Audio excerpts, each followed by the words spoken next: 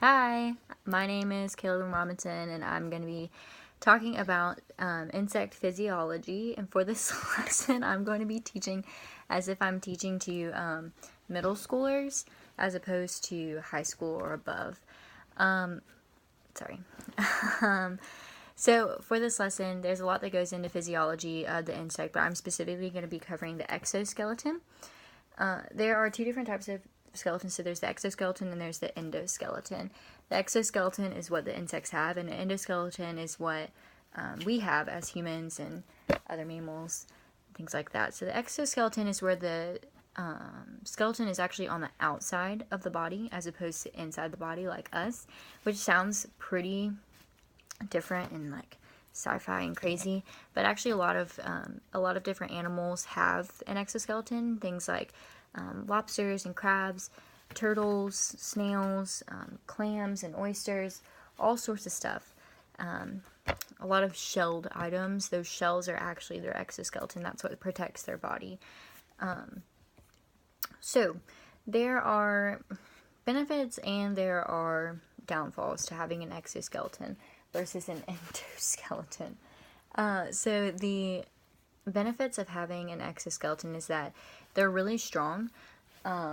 So if you were to drop, like if an insect was to fall from a leaf or from a plant or anything, typically they're going to be pretty well protected. It's not going to hurt them too drastically unless it's like super high. But if you were to drop old Cardi B here, she might get hurt because her bones are on the inside, so her skin and her muscle tissue and everything could get bruised. So it's a little bit different for insects. Alright, she's done.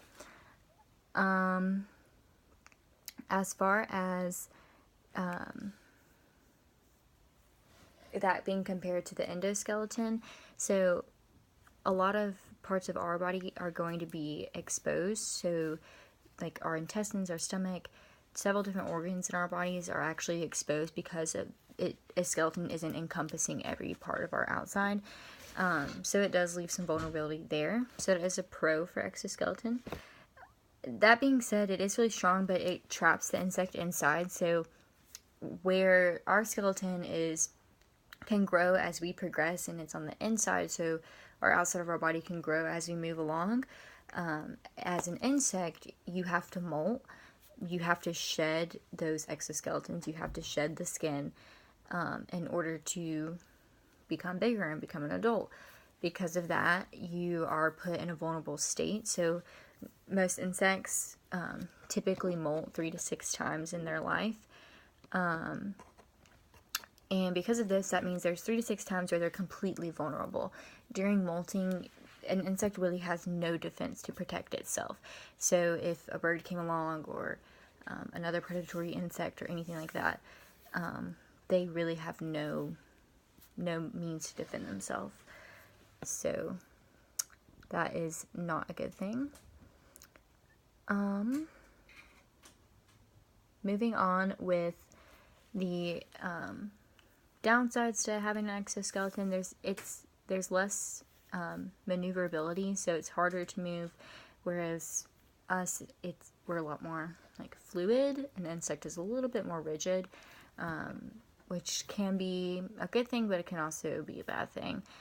And to end on a good note, you need less force in order to move the muscles as the insects, because like your strong system is on the outside of your body. It doesn't take as much energy and as much force to move, and you have better leverage. Whereas like us with the endoskeleton, it does take us more energy. More energy has to be exerted in order to move our muscles because of the way that our bodies are designed. So that is a quick synopsis of the pros and cons of having an exoskeleton and endoskeleton. If I was doing this in a classroom, I'd probably have this up on a screen with and then pass out Venn diagrams for my students to compare and contrast, that they can use as somewhat of guided notes to take home or keep in their folders. That way they can compare moving on to different lessons, what they learned. Yeah, thanks.